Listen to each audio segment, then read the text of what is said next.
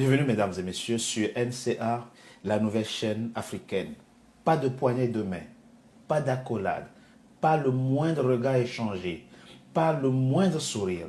C'est dans une atmosphère totalement glaciale que le président Félix Tshisekedi de la RDC et son homologue rwandais Paul Kagame ont entériné ce 4 décembre et sous l'égide du président américain Donald Trump l'accord de paix signé le 27 juin 2025.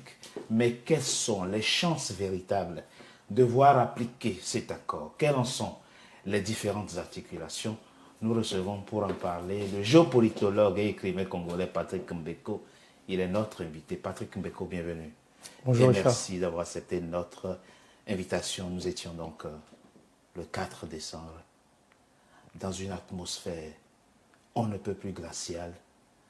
Ce fameux accord fut enfin signé à un lieu rebaptisé pour l'occasion Donald Trump Peace Institute.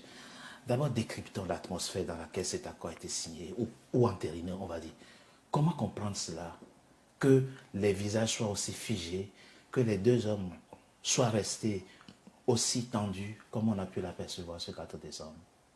Mais il faut comprendre d'abord que cet accord qui fait la part belle au Rwanda et aux États-Unis, aux intérêts américains, commence à susciter une certaine méfiance du côté de la RDC pour une raison qui est très simple, c'est que le Rwanda n'a pas arrêté de continuer à déstabiliser l'Est de la RDC en utilisant en tout cas ses supplétifs du M23. Et donc le président Félix Tshisekedi avait conditionné la signature ou l'entérinement de cet accord-là, ou les autres accords, y compris l'accord sur l'intégration économique, au retrait de troupes rwandaises, ce qui n'a pas eu lieu. Et par la suite, il y a eu quand même une série d'invectives. Puis après, le président Tshisekedi a tendu la main au président Kagame en Belgique. Et la réponse du président Kagame était une forme de mépris vis-à-vis de son homologue congolais. Et donc, les deux se sont rendus à Washington, je crois, à la demande des États-Unis qui ont exercé d'énormes pressions, de fortes pressions sur le président Tshisekedi pour que cet accord soit signé. Et donc, dans ce contexte, dans ces conditions, on comprend que les deux chefs d'État, en tout cas M. Kagame et M. Tshisekedi, affichent la mine qu'on a pu observer. Mais c'est très inhabituel. Pendant ce temps, les armes tournent encore. Exactement. Sur le terrain. Exactement. C'est tout le paradoxe. On signe un accord de paix à Washington pendant que les partis s'affrontent dans la région du Grand Kivu. C'est tout à fait paradoxal et surprenant. Et d'ailleurs, d'après les informations que j'ai de sources sûres aux États-Unis, il y a même des diplomates américains qui sont surpris par la tournure des événements et qui se posent la question de savoir pourquoi est-ce que les États-Unis parrainent la signature d'un tel accord alors qu'en réalité, la situation n'est pas encore réglée sur le terrain. Parce que ça leur paraît absurde. Oui, ça leur paraît absurde. Je crois qu'il faut, dans l'analyse de cette problématique, de cet accord, de la signature, de l'entérinement de cet accord, il y a un élément qu'on n'a pas pris en considération. C'est la personne du président Trump. Il a une conception de la paix qui ne cadre pas avec la conception classique de la paix. Normalement, dans ce genre d'événement, on voit des chefs d'État qui arrivent tout sourire, en tout cas qui font semblant de sourire, il y a une poignée de main qui se fait, et par-dessus tout, il y a quand même un cessez-le-feu qu'on observe sur le terrain, du moins pendant la signature de l'accord. Mais dans le cas de la RDC, ce n'est pas ce que l'on constate, c'est tout le contraire qu'on constate. Alors pourquoi? Parce que pour les États-Unis, le plus important, ce n'est pas la signature d'un accord de paix. C'est de signer un accord politique qui doit ouvrir la voie à la signature d'un accord économique entre les États-Unis, le Rwanda et puis avec la RDC. C'est ça l'élément le plus important que j'avais d'ailleurs relevé dans une interview que nous avons faite.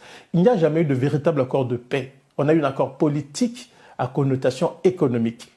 Et c'est ce qui permet de comprendre ce qui se passe aujourd'hui. Et il faut écouter le président Trump. Oui. Et même le président Kagame aussi l'a fait savoir lors de son allocution après la signature de l'accord. Ça veut dire quoi? Que le président américain n'est préoccupé que par le business? Oui, mais... Et il le dit clairement. Non, mais il le dit. C'est l'occasion je pense qu'il y a eu de se faire beaucoup d'argent. Oui, mais c'est surtout ça qui est grave. Et je crois qu'il y a une erreur du côté congolais.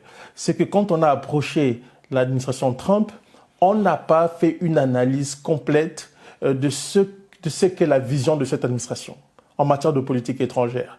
La première chose qu'il faut garder à l'esprit, et que je répète souvent d'ailleurs dans la plupart de mes interventions, c'est que cet accord découle d'une demande qui avait initialement été faite par la RDC auprès des États-Unis. Il s'agissait pour le Congo d'offrir ces minerais critiques aux États-Unis. En retour, le Congo s'attendait à un soutien diplomatique et militaire des États-Unis pour se prémunir contre la menace que fait peser le Rwanda sur la sécurité, l'intégrité territoriale de la RDC. À la grande surprise de tous, le Rwanda s'est retrouvé à la table de discussion. Et c'est ça qui est surprenant. Et aujourd'hui, le Rwanda signe un accord de paix avec la RDC, y compris un accord d'intégration économique avec le pays qui pille justement le Congo et qui lui impose cette guerre-là pour des raisons économiques. Et donc, c'est assez paradoxal. Alors, pourquoi? Parce que pour les États-Unis, comme je l'ai dit, le plus important, c'était de trouver un moyen pour permettre aux intérêts américains de s'implanter dans la région, pour non seulement avoir accès aux minerais critiques de la RDC, mais aussi pour bouter la Chine hors de la RDC. Parce qu'il y a une juxtaposition d'enjeux dans cette affaire. Vous avez la partie minerais critiques, mais vous avez la partie géopolitique et stratégique qui concerne cette rivalité entre les deux grandes puissances qu'on observe sur la scène mondiale, entre d'un côté les États-Unis et de l'autre la Chine. Et du côté congolais, on n'a pas compris. Quand on a approché le président Trump, on a perdu de vue que le président Trump était dans une optique de retrait, pour ne pas dire de désengagement. Et il a dit à plusieurs reprises qu'il n'allait pas s'engager dans d'autres théâtres d'opération. Ils sont concentrés sur l'Indo-Pacifique. Donc, le Congo, en tout cas les diplomates congolais, les dirigeants congolais auraient dû le comprendre. La deuxième chose, c'était d'analyser de la manière dont le président Trump a géré les autres questions relatives au conflit armé. On a vu sur la question ukrainienne, la manière de gérer la question, c'est toujours cette histoire de business. Et les Russes ont dit niet parce qu'il y avait des causes profondes à régler. Vous prenez le cas avec l'Azerbaïdjan et puis l'Arménie, c'est la même chose. Encore aujourd'hui, ils ont signé un accord soi-disant de paix. Aujourd'hui, il y avait le dirigeant arménien qui s'en plaignait. Vous prenez le cas du Gaza avec Israël, c'est la même chose. Donc si vous analysez la plupart des conflits dans lesquels les États-Unis ont été impliqués, en tout cas M. Trump a été impliqué pour apporter une soi-disant paix, on se rend toujours compte qu'au fond, en toile de fond, il y a l'aspect business, mais aussi l'aspect image, parce que Donald Trump veut apparaître comme étant un faiseur de paix dans les grandes affaires qui affectent aujourd'hui notre planète. Et donc, dans cette optique-là, dans le cas de la RDC, il a les deux. Il a d'une part la question, le côté business avec les entreprises américaines qui vont s'installer dans la région, qui vont investir dans la région, et d'autre part, il y a le côté image parce qu'il se présente comme celui qui a ramené les deux pays, la RDC et le Rwanda, sur la table des discussions et à la paix. Et d'ailleurs, il faut bien l'écouter. Quand il parle devant ses homologues rwandais et congolais, qu'est-ce qu'il fait?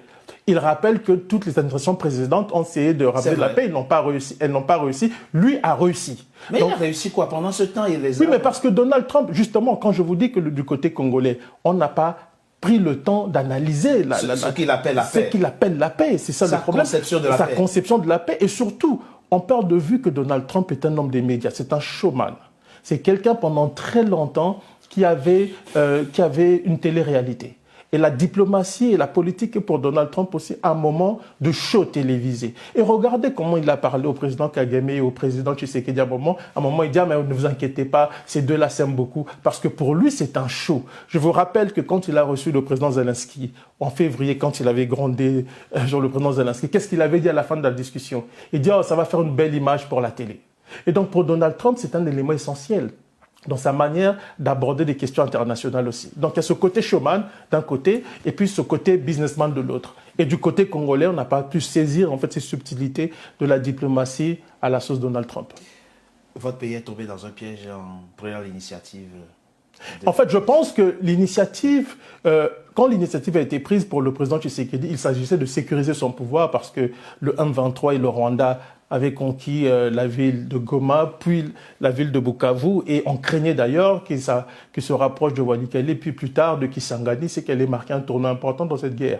Déjà, la chute de ces deux villes que je viens de citer avait constitué un tournant important dans l'histoire de la guerre en RDC, en tout cas avec le M23. Et il y a une crainte du côté congolais, c'est la raison pour laquelle on est allé vers les États-Unis en imitant l'Ukraine. Parce qu'au départ, on parlait à l'époque de l'Ukraine qui avait proposé, le président Zelensky avait proposé au président Trump les minerais critiques ukrainiens en échange du soutien américain. Je pense que du côté congolais, on l'a imité, mais dans la mauvaise manière qui soit, parce que en tout cas, l'objectif premier était d'obtenir le soutien américain pour stopper l'avancée du M23 de Rwanda. C'était ça le problème. Et donc, on a négocié sur ces bases-là, pas pour préserver les intérêts de la RDC. Et par conséquent, aujourd'hui, on se retrouve dans une posture très défavorable parce qu'on a signé un accord de paix dont le contenu fait la part belle au pays agresseur qui obtient à travers cet accord ce qu'il a toujours voulu obtenir en faisant la guerre à la RDC. Les points théoriques sont les suivants. Cesser le feu, on ne l'a pas. On ne sait pas quand est-ce qu'on le fait. On l'aura. Le retrait des troupes rwandaises de la RDC, on ne sait pas comment ça va se passer. On ne parle même pas de retrait, on parle de la levée de mesures défensives que personne n'a pu définir. Voilà, donc on ne sait même pas ce que des ça veut dire. FDLR, etc. C'est très compliqué. Poursuite des criminels de guerre. Qui? On ne sait pas, et démobilisation du F-23. Au fond, on a aligné juste des points théoriques qui ne seront jamais respectés.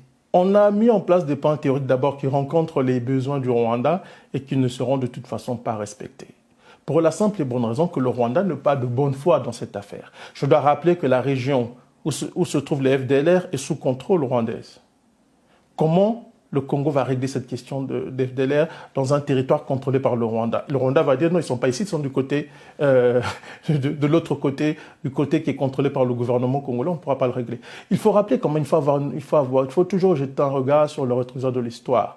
Dans le rétroviseur de l'histoire, pardon. Dans le cas du Rwanda, je dois rappeler que Kagame a signé des accords de paix avec plusieurs personnes.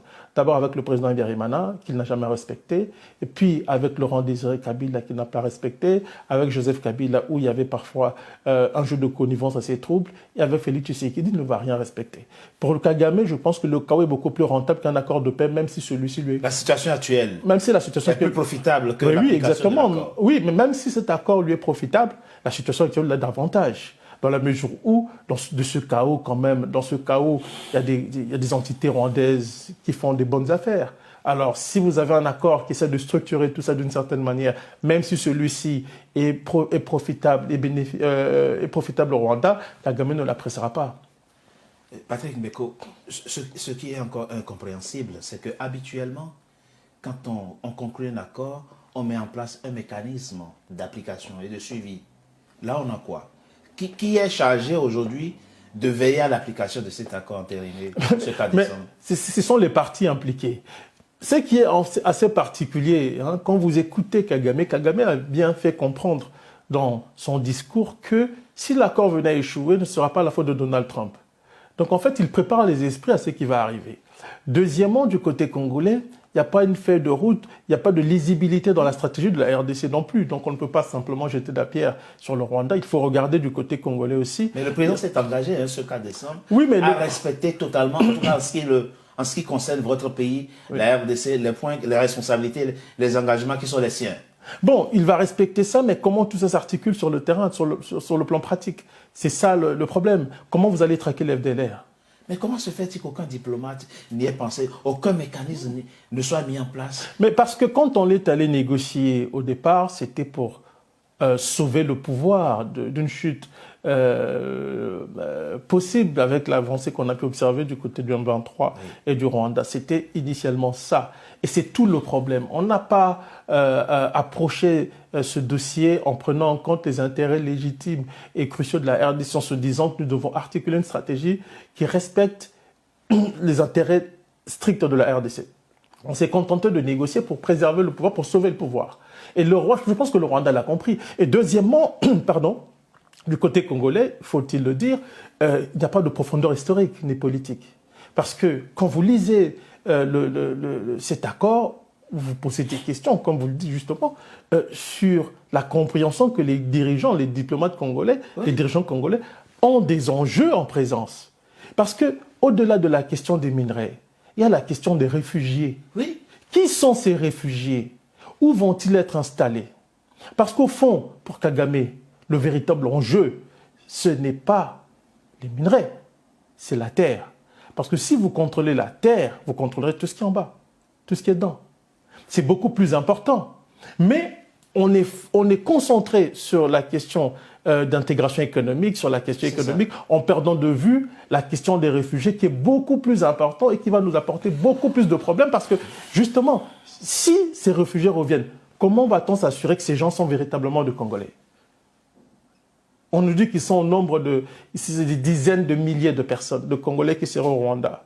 Mais moi, j'ai montré dans l'un de mes bouquins, Stratégie du chaos et du mensonge, pour ne pas le citer, comment dans un rapport de Refugee International, une ONG américaine, comment on rapatriait au Congo des gens qui n'avaient pas vécu dans les secteurs dans lesquels on les implantait et qui se révélaient être des Rwandais ou des citoyens rwandophones, qui ne savaient rien de l'endroit ou des localités où ils étaient implantés. Le problème, c'est que tout ça va créer des tensions sur le plan local. Et qui dit tension va dire intervention armée ou conflit armé, avec une possible intervention, encore une fois, du Rwanda. Donc, nous allons revenir à la case départ. Ça, c'est un aspect de la question. Si vous prenez l'aspect du M23, qui est dissocié de l'accord de paix, ça, c'est encore plus grave parce que le M23 est une excroissance du Rwanda. Le M23 est soutenu par le Rwanda. Un protagoniste important. Important, qui est dans l'accord sans être dans l'accord.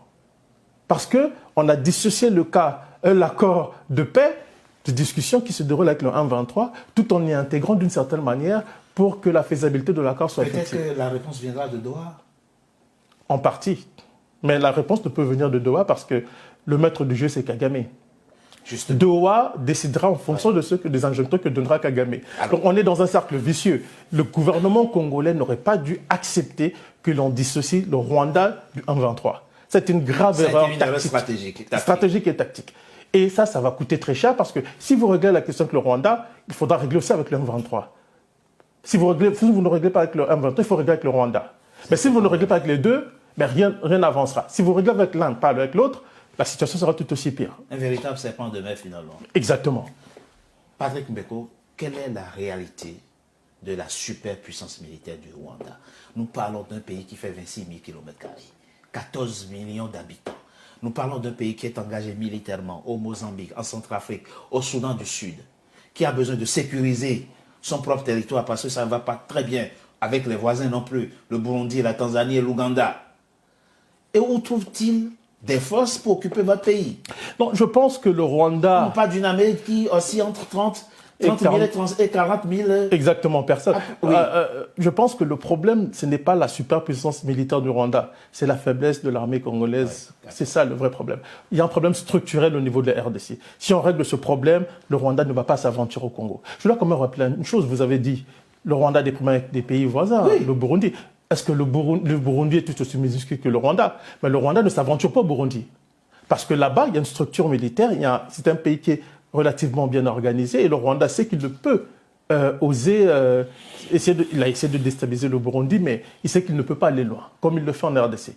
Du côté congolais, il y a un manque de sérieux. Quand vous avez des hauts gradés qui dilapident les dédiés publics, tout ce qui est destiné à l'armée, quand vous avez une armée composée d'officiers affairistes, comment pouvez-vous faire la guerre? Quand les fonds destinés aux militaires sont détournés, que les personnes qui le font ne sont pas sanctionnées, comment voulez-vous motiver les militaires? Moi, pendant la chute de Goma, j'ai été en contact avec beaucoup d'officiers congolais, d'officiers supérieurs. Et ce que j'ai entendu de la plupart des officiers, c'est que cette guerre-là, ça profite aux gens qui sont au pouvoir. Ils ne vont pas se battre pour protéger le pouvoir. C'est comme ça que les gens interprètent la question. Donc le mal est beaucoup plus profond. Ce n'est pas seulement le Rwanda. Il y a des problèmes structurels au niveau du Congo qu'il faut corriger si l'on veut relever le défi que pose aujourd'hui le 1-23 et s'emparer en Rwandais. Vous êtes optimiste? Je reste optimiste parce que la population congolaise est assez remontée contre tout ça, elle est déterminée. Mais le problème, c'est la tête de l'État, c'est le gouvernement congolais. La faiblesse de l'armée... On sent une forme de volontarisme politique chez le président Félix, c'est ce qu'il dit. Mais pour quelle finalité? La vraie question, c'est pour quelle finalité? Si ce volontarisme a pour objectif de préserver son pouvoir, on a un problème. Si c'est pour, en tout cas, préserver la République et ses intérêts, son peuple, l'intégrité territoriale, oui, là, on peut être optimiste. Mais si le président fait tout ça pour sauver son pouvoir, on aura un problème parce que sa vision sera toujours une vision assez étroite de son jeu en présence. Cette vision sera limitée à la préservation de son pouvoir et non à la préservation des intérêts du pays. Et c'est tout le problème qu'on a aujourd'hui. Patrick Mbeko, je rappelle que vous êtes géopolitologue, spécialiste des Grands Lacs, écrivain, auteur de plusieurs livres. Merci d'avoir été là. Au plaisir. Mesdames et messieurs, c'était notre invité. Merci d'avoir été nombreux à notre compagnie et restez fidèles à nos programmes. À très bientôt pour un nouveau numéro de notre invité.